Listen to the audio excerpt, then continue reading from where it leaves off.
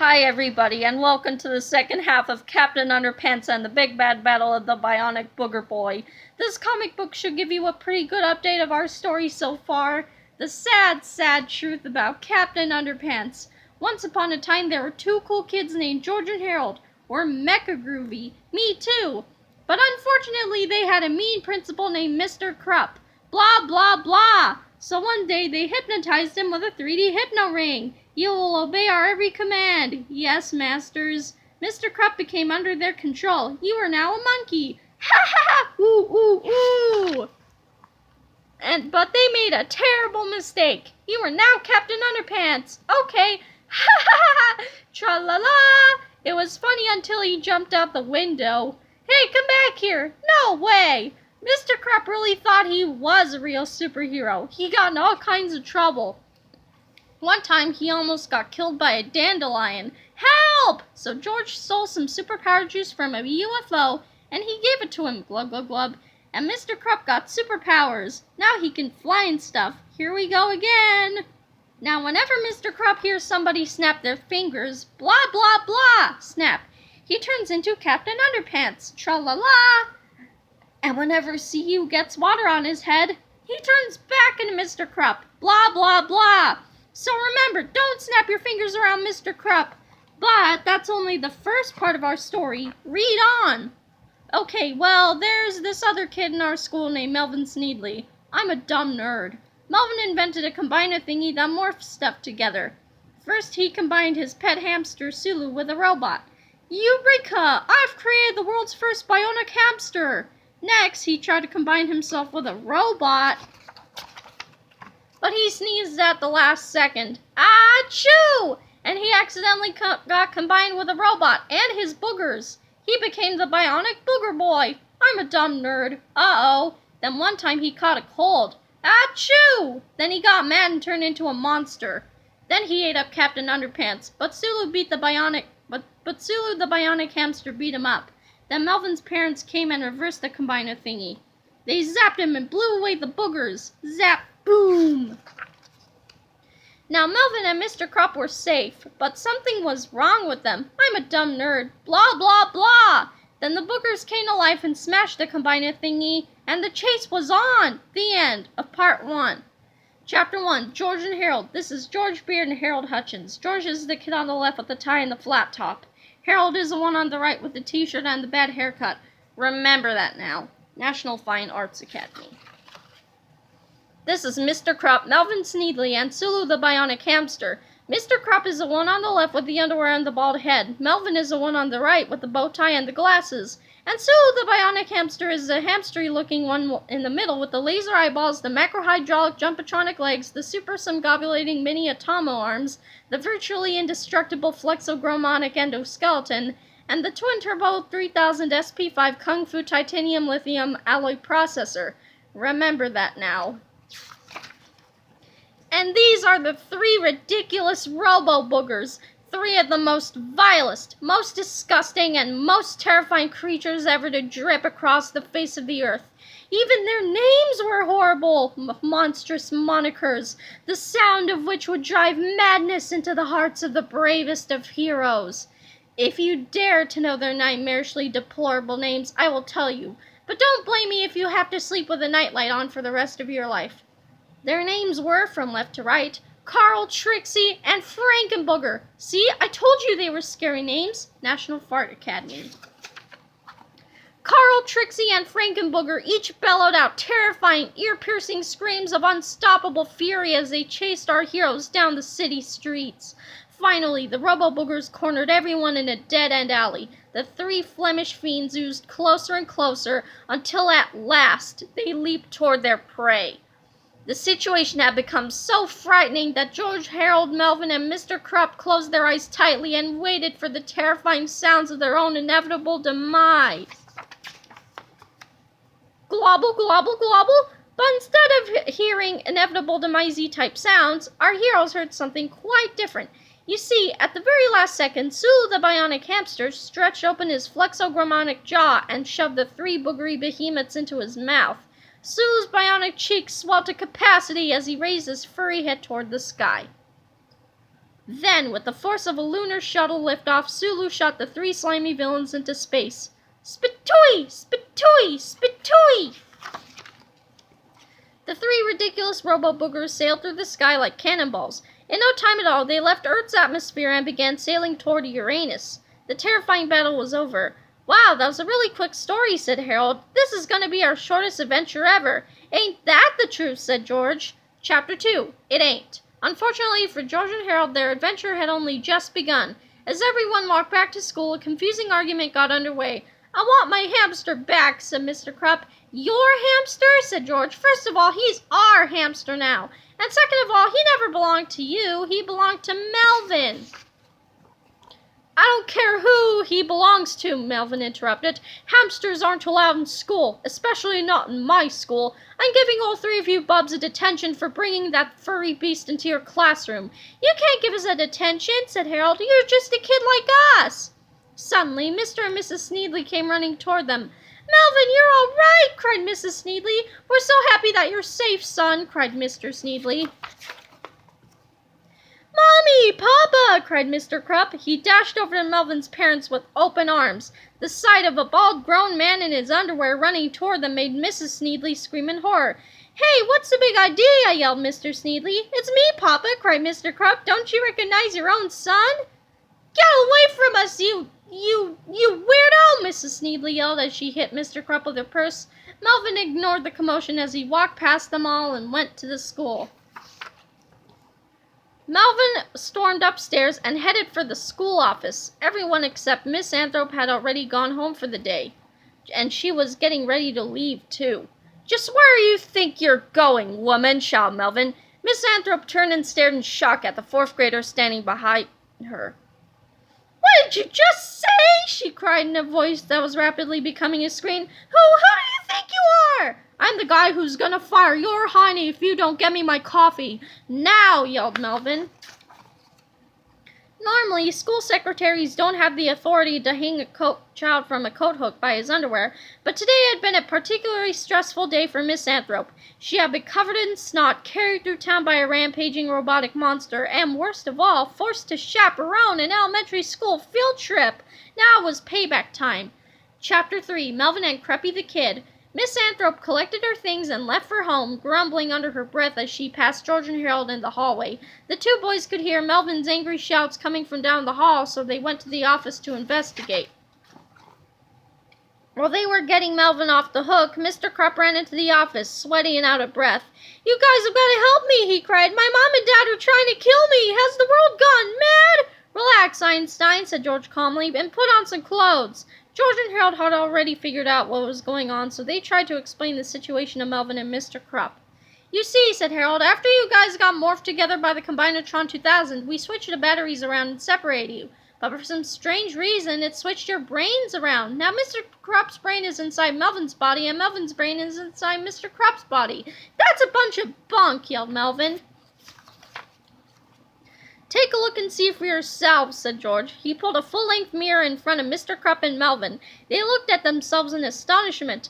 I'm a kid again, said the guy who looked like Melvin but had Mr. Krupp's brain. And I'm old and fat and bald and ugly, cried the guy who looked like Mr. Krupp but had Melvin's brain. And I have bad breath and creepy nose hairs and... Hey! Yelled the guy who looked like Melvin but had Mr. Krupp's brain.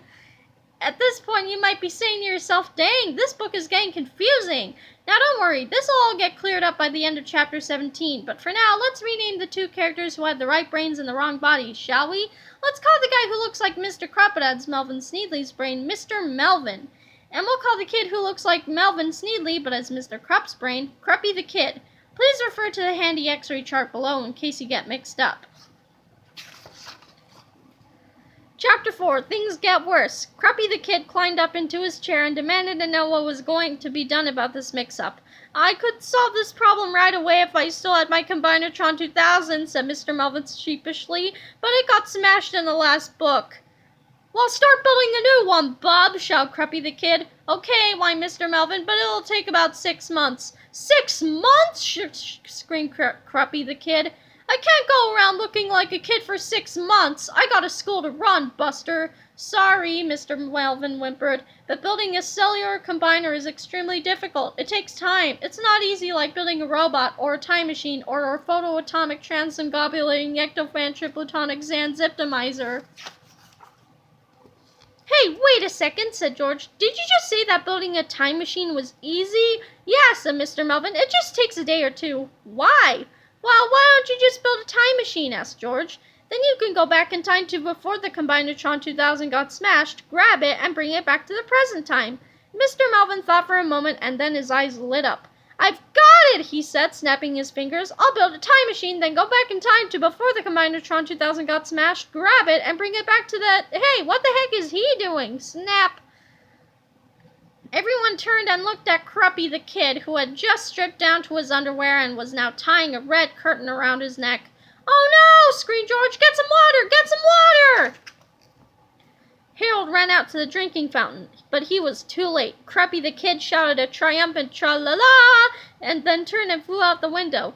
Chapter 5, Things Get Worser. Did you guys just see that? Cried Mr. Melvin. I mean, Cruppy the kid just flew out the window. He flew! Yeah, we know, said George with a sigh. That's amazing, cried Mr. Melvin. He must think he's Captain Underpants or something. Or could it be? Could our principal really be Captain Underpants? Well, duh, said Harold. But Mr. Krupp doesn't look anything like Captain Underpants, said Mr. Melvin frantically. Captain Underpants is bald, and Mr. Krupp usually has hair. Hey, I know, maybe Mr. Krupp wears a toupee? I thought you were supposed to be in the gifted program, said George. But how can he fly? Where did he get his superpowers? Asked Mr. Melvin. It's a long story, said Harold. Mr. Melvin calmed down a bit, walked confidently across the room, and sat in the principal's chair. He leaned back and smiled a devilish grin. Well, why don't you go ahead and tell me about it, said Mr. Melvin. I've got all the time in the world. Chapter 6, Things Get Worserest. George and Harold had no choice but to come clean. They told Mr. Melvin the whole story of Captain Underpants, how they had hypnotized Mr. Krupp, how he drank the alien superpower juice, and how his superpowers must have somehow gotten transferred into Melvin's body, along with Mr. Krupp's brain. While George and Harold were talking, the smile on Mr. Melvin's face grew wider and wider and eviler and eviler. What are you smiling about? Said George. This is serious. Yeah, said Harold. We're all in big trouble if we don't switch things back to normal. Correction, said Mr. Melvin. You guys are in big trouble. All my troubles are over. I, Melvin Sneedley, am gonna get back into my old body, but keep those superpowers for myself. I'm gonna become the world's first superpowered kid. Hey, you can't do that, said Harold. I can do whatever I want, snapped Mr. Melvin. I'm in charge now. I look just like the principal, so I'm gonna make the rules, and you guys are gonna follow them. Or else. Or else what? George demanded. Or else, snarled Mr. Melvin. I'll order you teachers to give you guys 12 hours of homework every night for the next 8 years. That shut George and Harold up. Mr. Melvin's first order of the day was for George and Harold to make a new comic book about the world's first superpowered kid, Melvin Sneedley. Give me a really cool name, said Mr. Melvin, like Big Melvin or Mystery Melvin. Mystery Melvin, said George and Harold in disbelief. And make up a story where I defeat Captain Underpants and become the world's greatest superhero. And you better not make me look stupid either, Mr. Melvin shouted. But we can't make a comic book right now. We've got to chase after Captain Cruppy the Underpants kid. You can chase after him all you want, said Mr. Melvin, after you make that comic book. Now get going. I've got a time machine to build. Chapter 7, The Purple Potty. Mr. Melvin went out and brought all the things he needed to build his time machine. Now he just needed a place to build it. He wanted someplace quiet and private, someplace empty and secluded, a room that nobody ever used. I've got it, he cried. Our school library. The library at Jerome Horwitz Elementary School had once been a wonderful place of knowledge and learning. But a few years back, the librarian, Miss Singerbrains, had begun banning most of the books. Now the library was filled only with rows of empty bookshelves and posters that warned of the potential subversive dangers of reading. It was the perfect place to hatch an evil plan. Mr. Melvin pushed his cart into the dusty, cobwebby room and flicked on the lights. Welcome, sir, said Miss Singerbrains. Have you come to check out the book? No, said Mr. Melvin. I need to find a large box, like a phone booth or something. There's a purple portable potty down in the basement, said Miss Singerbrains. That'll do, Mr. Melvin said. Go get it for me. I can't carry that thing up 3 flights of stairs all by myself, cried Miss Singerbrains. All right, said Mr. Melvin. I'll help you. I want you to stop reading. Challenge books, not minds. You'll ruin your eyes. Only schnooks read books. Reading might offend you. Why take a chance? Mr. Melvin supervised while Miss Singerbrains carried the heavy potty to the top of the treacherous steps. Good job, said Mr. Melvin. Now go clean out your desk. You're fired. Fired? Cried Miss Singerbrains. What for? For the rest of your life, said Mr. Melvin. Chapter 8. Meanwhile, back in outer space. A team of scientists working at the Peak Order of Professional Space and Interplanetary Explorers, Poopsie, were on their way to investigate the planet Uranus when they came across something that was very strange. Major Buzz Tomsky and his crew had just discovered a bizarre cluster of what appeared to be robots and toilets resting on the planet's surface. The astronauts were so busy looking at their monitor that they didn't notice the 3 slimy, squishy, boogery thingies spitting toward their spaceship. Splat! Smack! Splot! Chapter 9. Ground Control to Major Tomsky. Suddenly, a very concerned voice came across the Poopsie space phone. What's going on up there, Bob? Asked Ground Control. Well, we're okay, said Major Tomsky as he unzipped the cockpit's window screen for a better look. But it appears our ship has just been splattered by 3 unidentified squishy objects. That does it, said Ground Control. This mission is just getting too strange. I want you guys to turn that ship around and come on back home. Will do, said Major Tomsky. He pushed in at the clutch, made a U-turn, and in no time at all, the Poopsie shuttle was headed back to Earth with 3 giggling stowaways hanging on for the long ride home. Chapter 10. Mean Mr. Melvin. The next day, Mr. Melvin was putting the finishing touches on his time machine when he heard cries of laughter out in the hallway. He opened the library door and saw a group of 3rd graders happily reading George and Harold's newest comic book. Mr. Melvin stomped down the hall, grabbed the comic out of their hands, and gasped in horror. What the? He screamed as he glared at the comic book's cover. Chapter 11. Captain Underpants and the War of the Wily Wonder Nerd. Doi! Duh! By George Beard and Harold Hutchins. Captain Underpants and the War of the Wily Wonder Nerd. A gripping tale of action and horror. Once upon a time there was a nuclear power plant. It had lots of waste. The waste was supposed to be taken to a dump, but one barrel fell off. The barrel rolled down a hill and landed in a cotton field. Glug, glug, glug. Soon the cotton soaked up the nuclear waste and began to grow. Then one time the cotton got harvested. This cotton ball sure is heavy. Yeah, it's big too. And they took it to the underwear factory. The cotton got made into underwear. Hey, it's glowing!